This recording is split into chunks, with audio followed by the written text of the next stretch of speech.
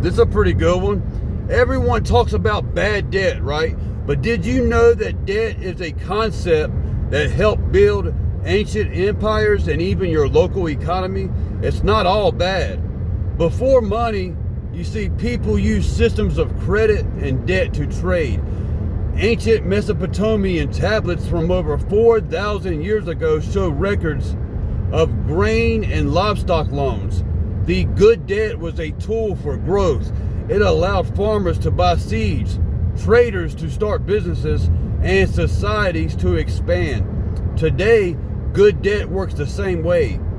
It's the loan that helps you buy a house that appreciates in value, or the business loan that allows you to launch a company. The key is to use it as a tool for building wealth, not a trap for spending it. Hey, what's a time you've used good debt to get ahead? Share your story and inspire others in the comments below. Thank you so much for watching, and I hope everybody has a fantastic day. Boom.